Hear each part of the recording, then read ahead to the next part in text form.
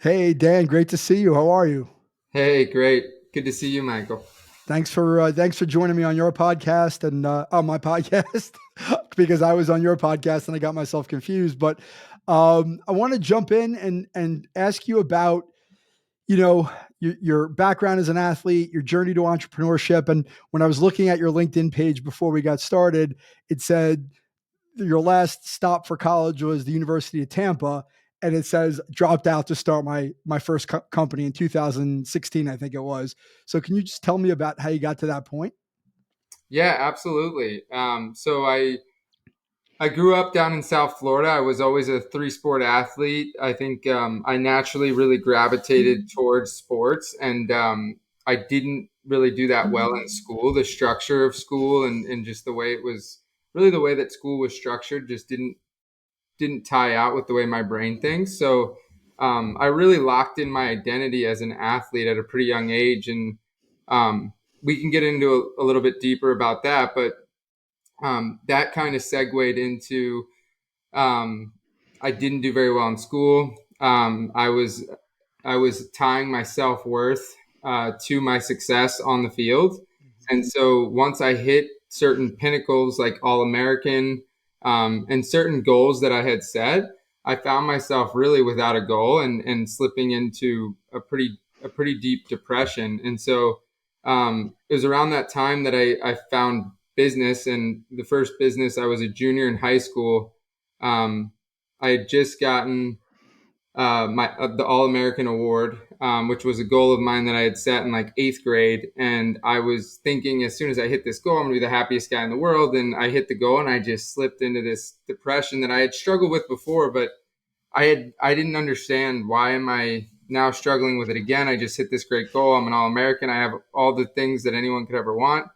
Um, and so fortunately, through a series of situations, I ended up finding my way to the light side. And in that process, I was introduced to business. So I was around a junior in high school. I started doing private lessons for kids, and it was really one of the things that helped me break out of my depression was focusing on other people and giving back to the community. And that was actually really ties back to the story of my dad was the one that really helped me kind of get past that. And his recommendation was go coach, go give something to somebody else without anything in return.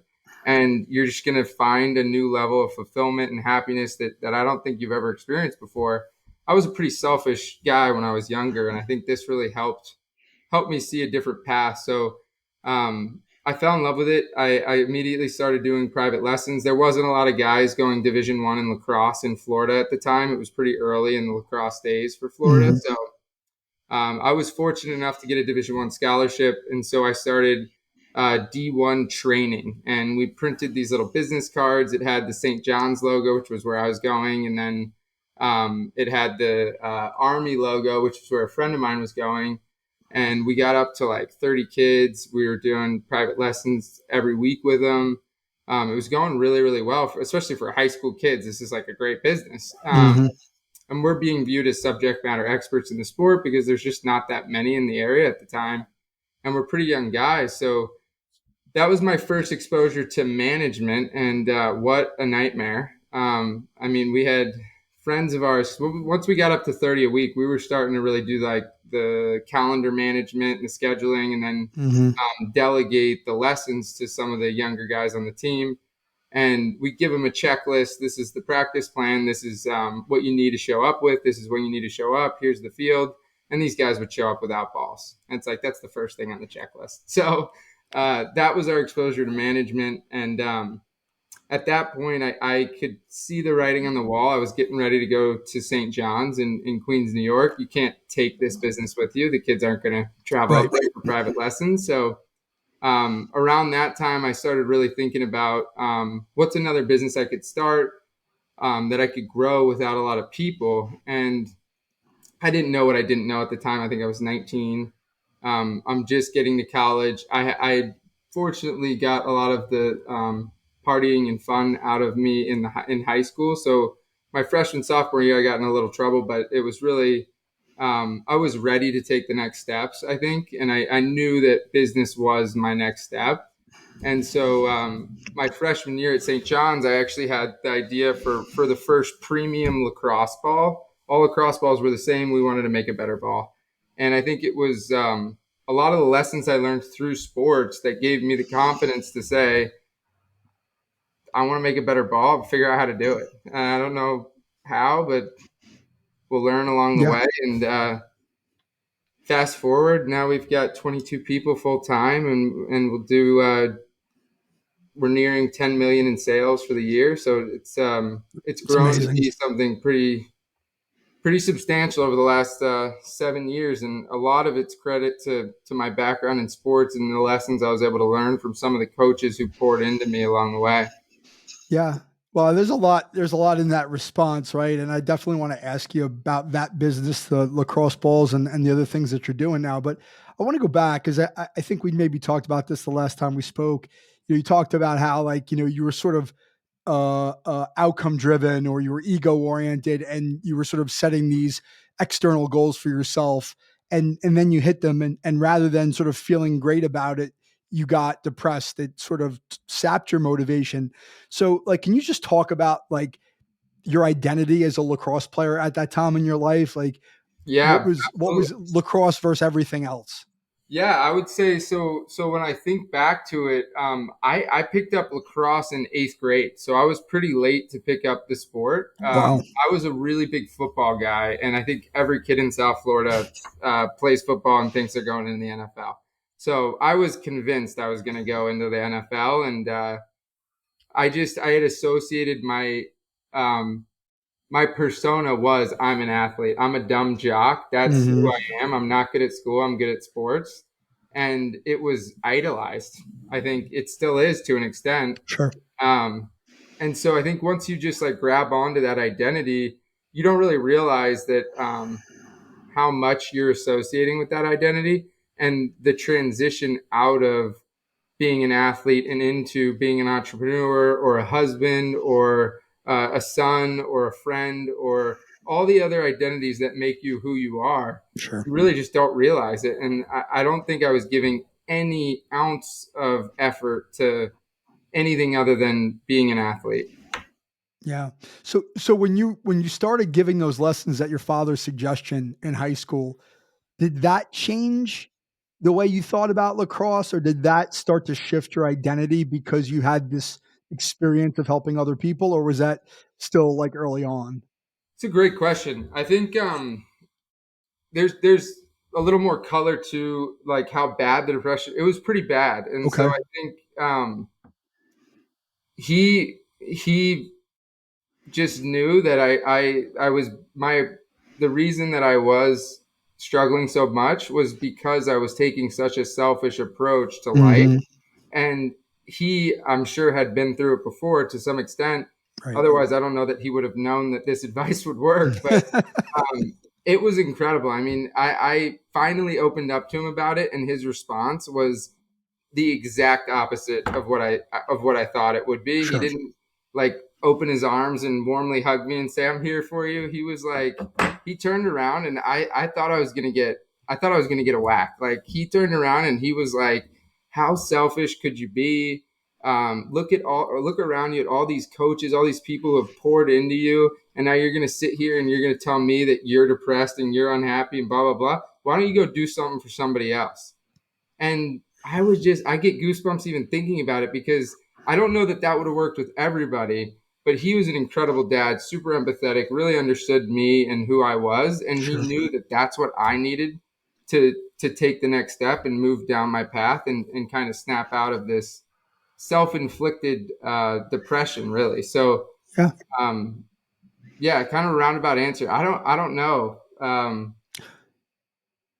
I think your dad was a pretty smart guy. I think not only because it worked for you and that he was able to sort of identify what you needed in that moment, but I think there's a bigger application to that in some of the work that I do in terms of, you know, teaching people to practice gratitude, right? We as athletes, we have this sort of, we have this gift that we're given, right? To be something special and to channel our abilities and to get recognition at a young age for a lot of athletes. And a lot of times it manifests itself in depression or anxiety or like I'm not good enough or I need more versus like, hey man, this is great. I'm lucky.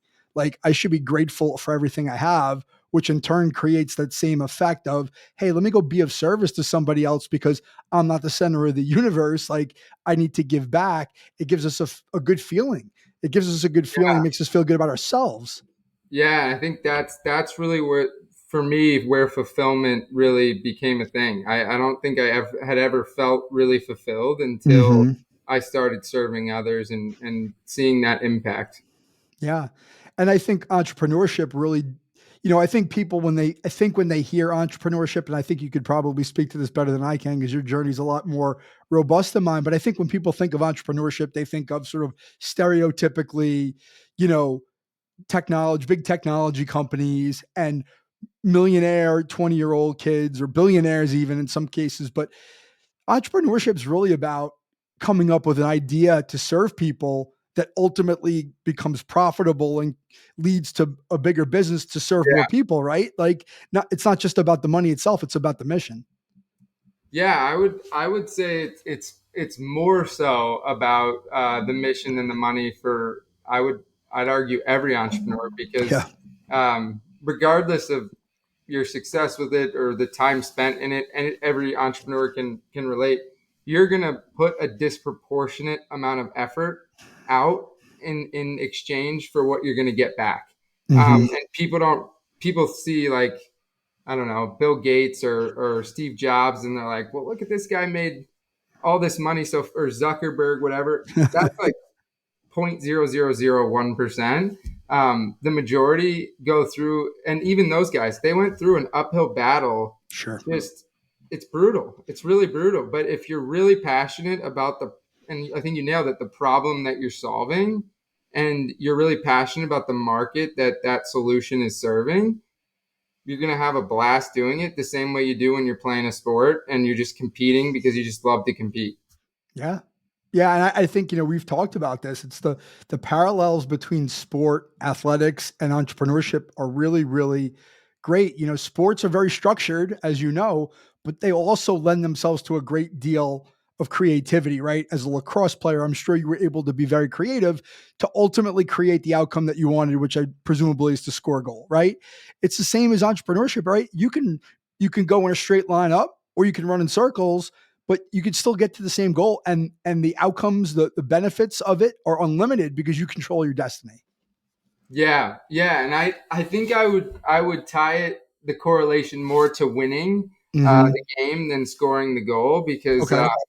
I think scoring the goal is a lot like just being the A player Yeah. on the team and winning the game is to your point.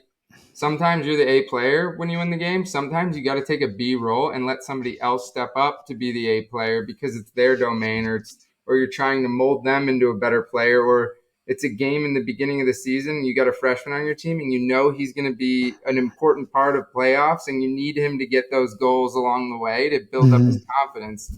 Similar thing happens, I think, in business when you're trying to groom somebody or Sure. develop somebody into more of a leadership role, which should be your job with everybody on your team, I think. Oh yeah, for sure. And I agree with that, right? But you also have the same dynamics in a company that you do on a team, which is not everyone's going to be pulling in the same direction all the time. How do you get them to pull in that direction? How do you motivate them? Maybe how do you choose not to keep somebody around on your team or in your business if they're not serving the mission that you're aiming for? Yeah. Can you talk about that?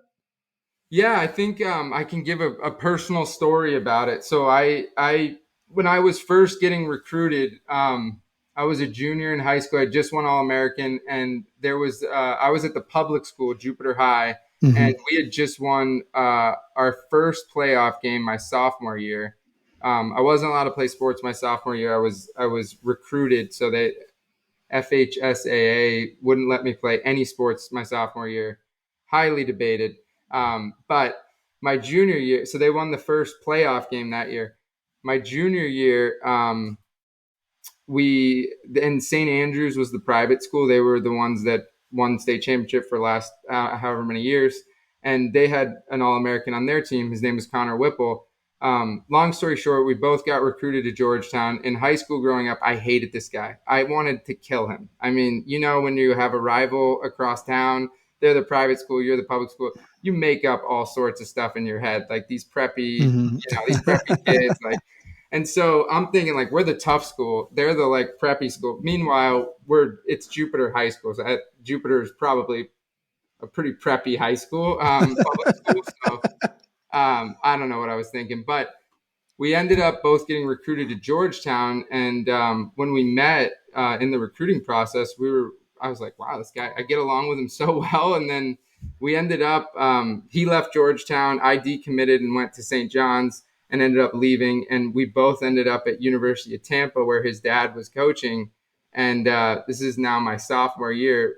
We actually lived together in a house with 6 Division I transfers coming to this D2 like powerhouse. And we thought we were going to win a national championship. Like there's no question. We had 11 guys that year transfer from Division I programs to play at this D2 school that had been a top 5 school, but never broken into the championship. Mhm. And so we get there and we're all aligned. We all want to win, right? The championship, NCAA championship, even it's Division II, but still it's awesome. And it's a great goal.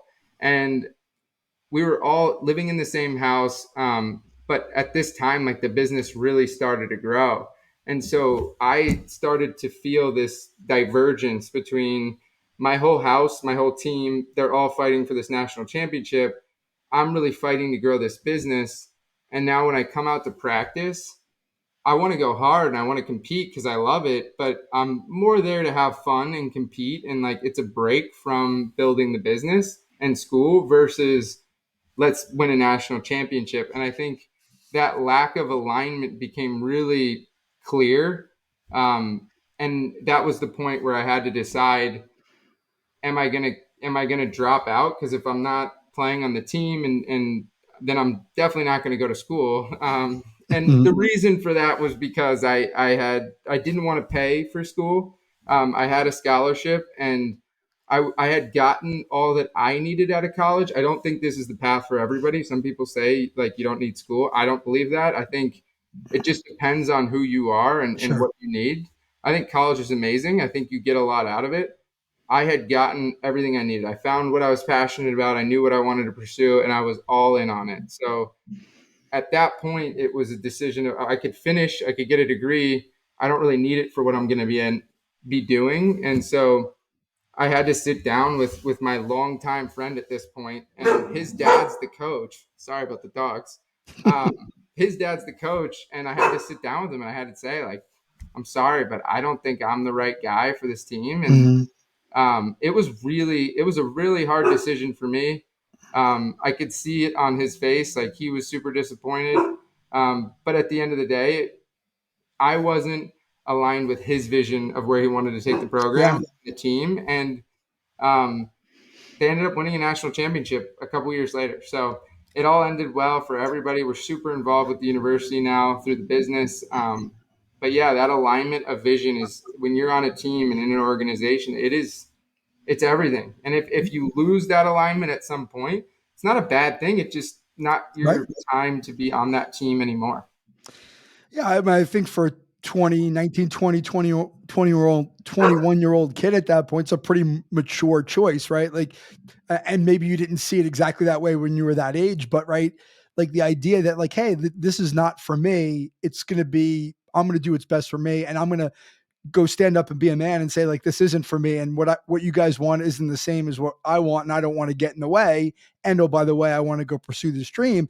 And you decide, hey, I don't want to go to school, which I can't imagine that was that easy of a decision, in the sense that I think people always have these expectations that you're supposed to graduate from college.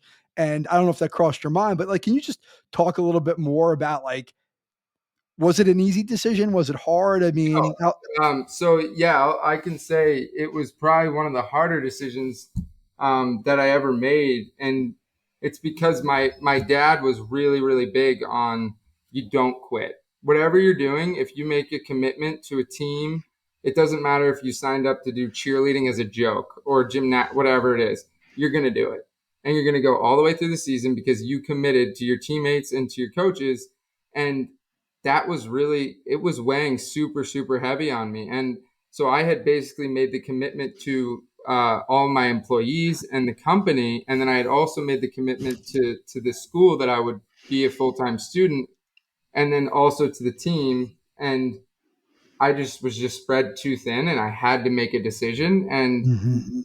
it was very, very, very difficult.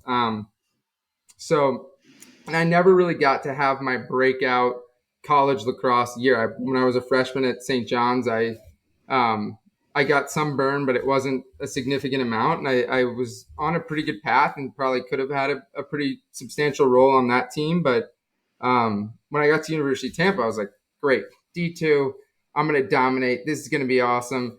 And I never really got to have that season. So it was pretty hard. I think I still have 3 years of eligibility left. So maybe, who knows? 35-year-old. No.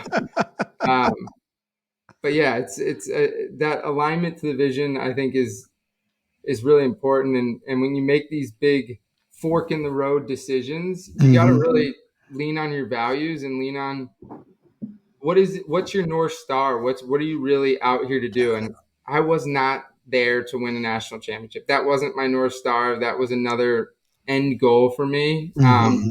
or means goal. It wasn't the end goal. Yeah, And so I think having that eye on the end goal really helped make the decision. sure. So when you made the choice, where was your business at that point? I think at that point we'd just crossed 1 million a year in revenue. We had 3 or 4 employees, and it was I kept walking in with my backpack 2, 3 in the afternoon, and I was like, this isn't going to cut it. Yeah. And so at that point, did you have like specific goals for the business, or it was just, hey, I want to put all my time and energy into it and grow it? So at that time, I think I was probably still figuring it out, but Mhm. I had a good sense of um, business was going to be my path, and my North Star is making a positive impact on the world through business. So I don't know that I had that crystallized at that point, but that became very clear through my journey, and I think that's why I was so drawn to that path in the fork in the road, as opposed to finishing school, finishing my college lacrosse Mhm. career, and then um, starting at that point. Great. And so I guess so to get to at that point, that's the lacrosse ball business. Yeah, so at that time we were just, all the balls were the same. We made a premium lacrosse ball. That was it. And then as that really started to grow, and as I left college, one of the things that I was really, I think, uh, too focused on was I had gone from a full student athlete schedule and building the business. So I was putting in easily easily 16 to 18-hour days. And I did not want to lose that effort. So I took that same drive and put it into the business. So I was putting in easy 16, 18-hour days every day, 7 days a week. I had just met the woman who I ended up marrying, Maddie, my wife, amazing woman. I way outkicked my coverage. She was super patient with me in the early days. And she even she even reflects back and talks about this time in our story where I was I had broken it off with her, and she was, I mean, way out of my league, amazingly beautiful, super smart, everything a Mhm. guy could ever want, everything I could ever want. But I didn't think it was fair to her, because I didn't think I could give her what she needed, because I was so committed to the business and I wanted to spend 18 hours a day on the business. I didn't want to allocate the hour or two to our relationship, and even if I did, that wasn't enough for what she really deserved. So um, that was a pretty interesting, another fork in the road, where I had to really decide, like, having a positive impact on the world through business is my end goal. Am I better served having a wife and having a partner in this mission, or on my own? And at that point, I had been super independent. That had been my path. I'd always been that way. Um, and I was just my brother was the one, actually. I called him, and after I spent like 3 days sleeping at the office, and I was like, this is great. I'm just gonna sleep at the office every day. I don't even have to chat. Like, I'll just keep working. And he was like, dude, you're gonna burn out by the time you're 30, and how much of an impact are you gonna have then? Yeah. And Maddie gives you this amazing perspective. She makes you a better person. She helps you take your game from where you're at to where you're trying to go. You'd be silly, a fool to not invest in that relationship. And you deserve to be happy too. That was the other thing. I was not considering my happiness. I wasn't consider. It was just I want to build businesses. This is what I want to do. Well, I think that I love that. I love that story because I relate to it quite a bit because I'm I'm in a much earlier phase of developing my own business and I'm divorced with children and I'm single.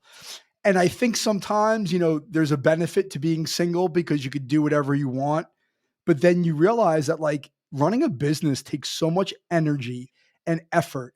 And there's so many ups and downs that if you try to doing it on my own is really, really hard sometimes because you don't have somebody that's propping you up saying, "Hey, it's okay, keep going," or "I got your back." And to have that is pretty cool, right? Like it sounds like you've got somebody in your life who like unconditionally supports your goals and your desire to build businesses. And that's a big thing. That's a really important life lesson.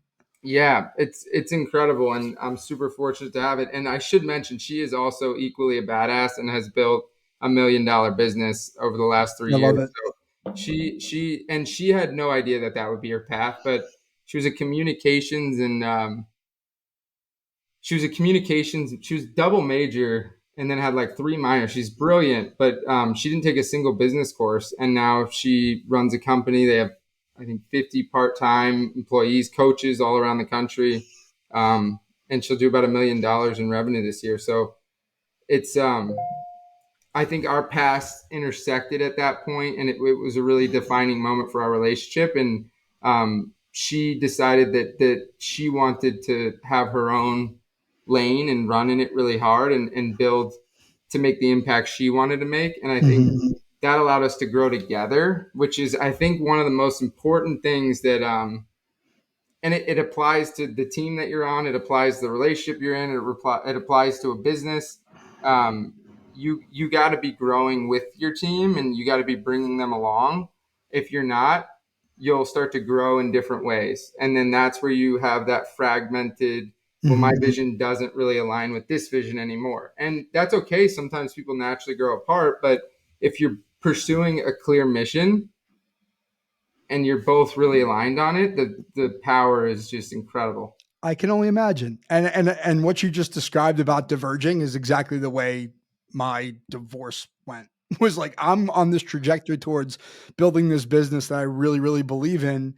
And I wanted that support, but it just wasn't there. And like you said, it happens sometimes and you had to make choices and I did. And that was okay. There's no regrets there. But you're right. Like if you have that person who's sort of on that path with you, now all of a sudden it's like the power of one is not as nearly as great as the power of two or more. And now you've got it, you got a team rather than just an individual. Yeah, absolutely. And I think you find that in a life partner, you find that in a business partner, you find that in your Yeah. teammates, you find that there's a lot of different relationships that can be that for you.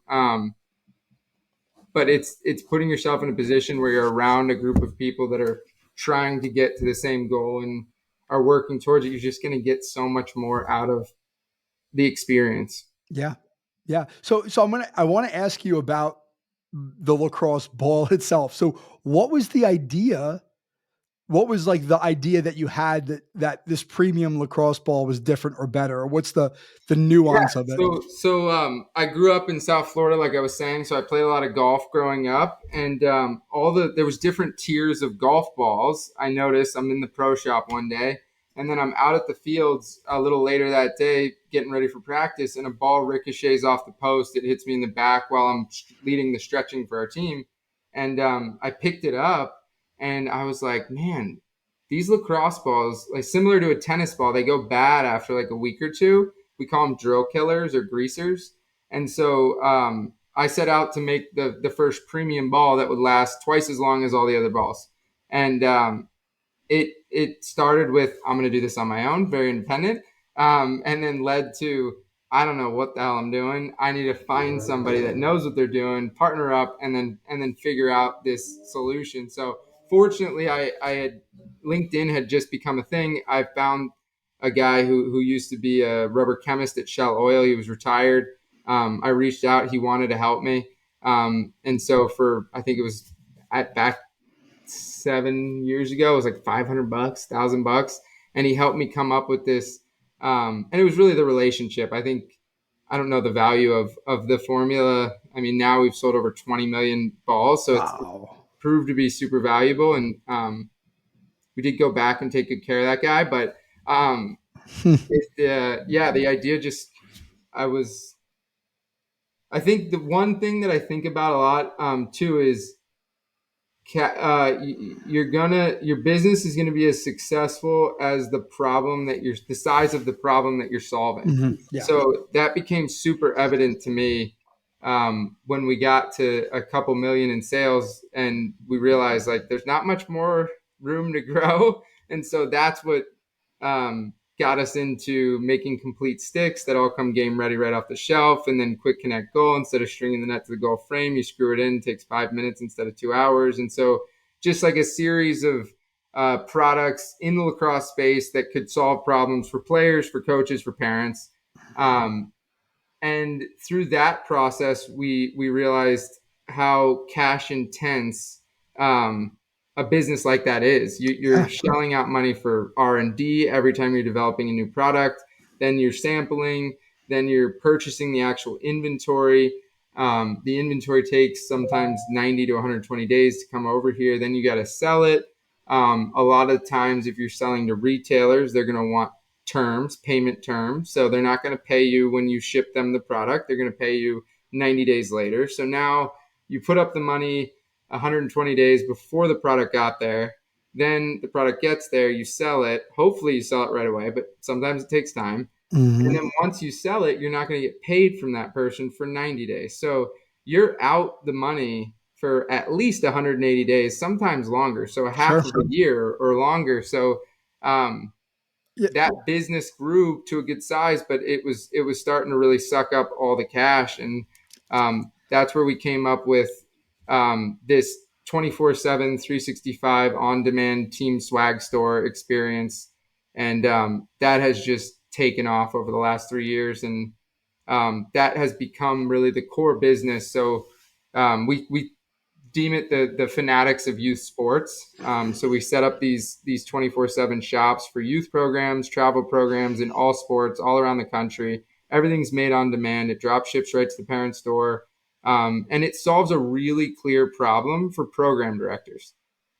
They were spending 50 to 100 hours on admin work, collecting all the order information for my little son Johnny's a size large short, medium shirt, small penny, and he wants number 84. And so the program directors used to collect all that, pass it to a rep. The rep would pass it to a factory passes it back, and then director gets the big box, bags it all up, hands it out at the fields. We've all been through it if we've ever coached or been a program director. 100%. More than I care to admit. Yeah, it is a brutal process, and it's not what the program directors sign up to do. And I think that was the part that really resonated with me the most was these are a lot of times volunteers, a lot of times they're dads, a lot of times or moms, a lot of times, so parents, I should say.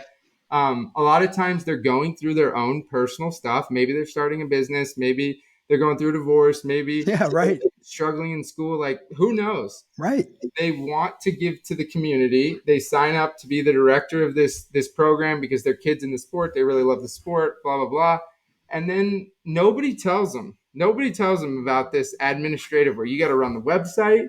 You got to do all the marketing. You got to go raise sponsorships. You got to make sure the fields are locked every night, even if you're not there. All the goals are locked up, everything. And then on top of this, every season, you're going to have to collect all the order information from all the parents, collect their money, go hand it to this guy on a spreadsheet and work back and forth with him to make sure the spreadsheet's right. He's going to send you a big box of stuff. There's going to be 10% of your orders going to be wrong. You're going to have to bag it up and then go hand it to the parents. When the parent gets handed the bag of whatever they ordered for their uniform, and it's wrong, who do they yell at? Right. The program director. So just stands to gain nothing in the process and just takes on this workload unnecessarily. And so we Yeah. developed this model to solve that problem for those program Yeah. directors. And it's been transformational. I think the programs we're working with on average, um, if they have 200 kids in the program, they'll drop an extra $25,000 in profit to the bottom of their P&L. And that gives them money to scholarship the kids who actually need it, you know? And so we're seeing that the programs we're working with are consistently growing at a faster clip than they were prior to working with us. Sure. It's a number of reasons, but really, like, that was our intent. We wanted to solve this problem, empower program directors to focus on the quality of the coaching and getting more kids into sports. Yeah. That's it. Yeah, and I think it goes back to sort of your motto or your example of, the bigger the problem, the more opportunity there is. And I think what you've described is a problem that's really about making people's lives easier, right? As opposed to a product which solves a problem, but in the grand scheme of things, it's not as valuable as giving people time back and giving them efficiency to run an operation. So is the business only for lacrosse or is it other sports? So we started in lacrosse. That's our roots. Signature Lacrosse, the equipment brand, will always exist in the lacrosse space. And then Signature Athletics, the parent brand, has now branched into basketball, football, cheerleading, soccer, baseball, softball, archery, a number of different sports. Anywhere where there's a program director where we can clearly solve this problem for them, we want to help. That's awesome. So you talked a lot about the nuance of business, which I'm not going to get into because I don't think that the people on this show want to listen to it, even if I want to indulge myself. But you did. I do want to touch on the idea that when you're running a business, I don't think people really understand the idea and the importance of cash flow. Right? You can be making money, but you don't actually have the money in your hands, and that's what you described. Right? I'm getting these invoices fulfilled or purchasing agreements fulfilled, but I'm not getting the money for 3 months, 4 months, 5 months. Meaning that I have to put the money up to front, the business's growth while I'm still waiting for that money. Like, was that your biggest challenge, or was there something else that you experienced that was like one of the biggest challenge you ever had running a business? Like, can you talk about maybe name Yeah, one thing?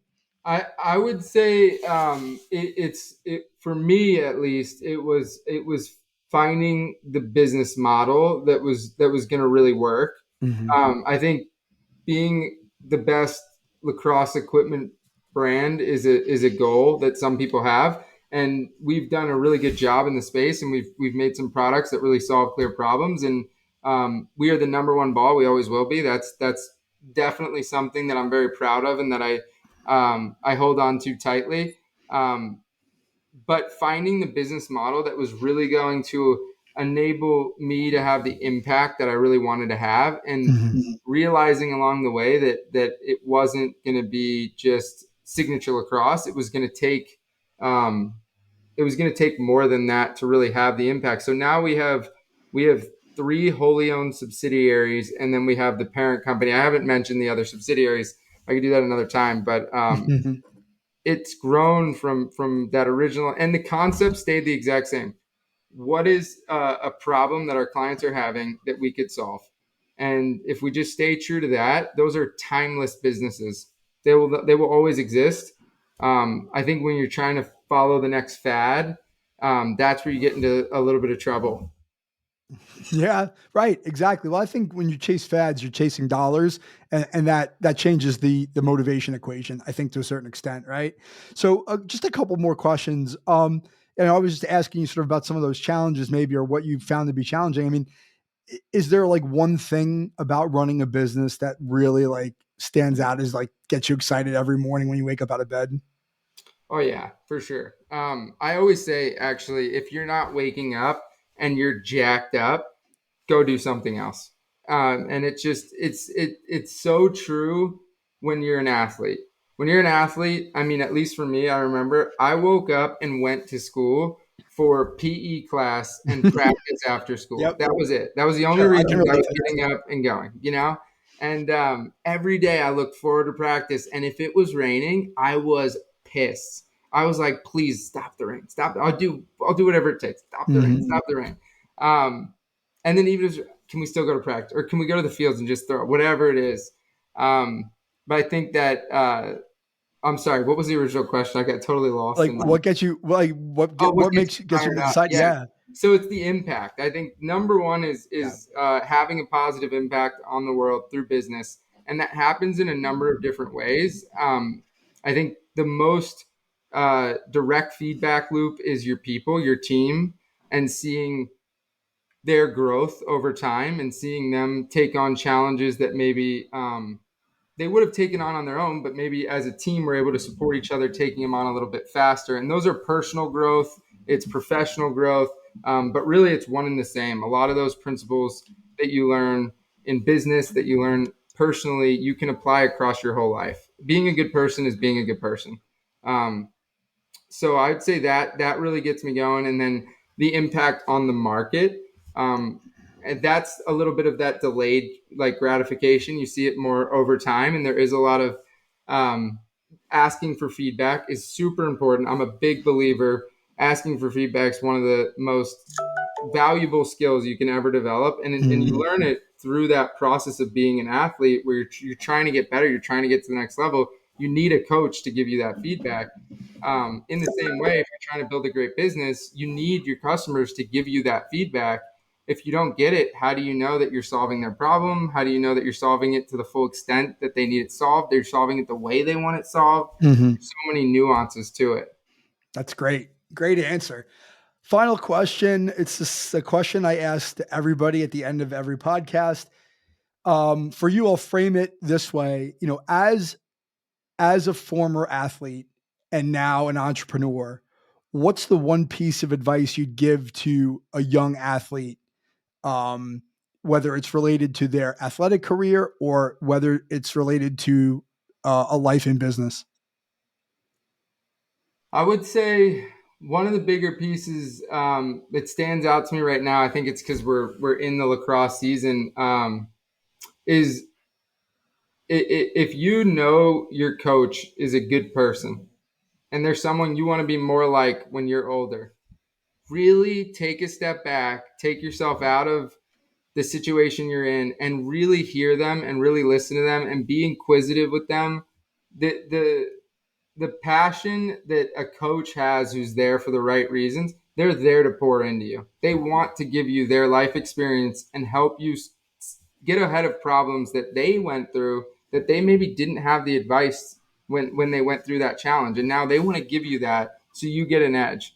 And if you can take yourself out of the situation where you're in high school, you have you're chasing girls, you have all this other stuff going on, you're in a game, you're really intense, like you think it's life or death if you win or lose this game. I promise you it's not.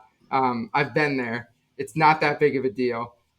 Just take that extra second to really listen when you get one-on-one time with your coach, and the value you'll be able to get out of it. And even if you don't maybe like the coach, but he's a good person or she's a good person. A lot of times those are the coaches that 5-10 years down the road you look back and you find their phone number and you call them to thank them, because you can now appreciate some of the lessons that they were trying to give you along the way. So that'd probably be my biggest advice. Slow it down, really take the time to like soak in what these mentors are trying to give you, mentors being the coaches. It's a great answer, and it's a great way to finish. Dan, thank you so much for joining me on the podcast. It was great to see you again. Yeah, Uh, I wish you the best of luck in everything that you're doing, and hopefully we could do it again sometime. absolutely, Michael. Thanks so much for having me. Really All right. appreciate it. Thank you.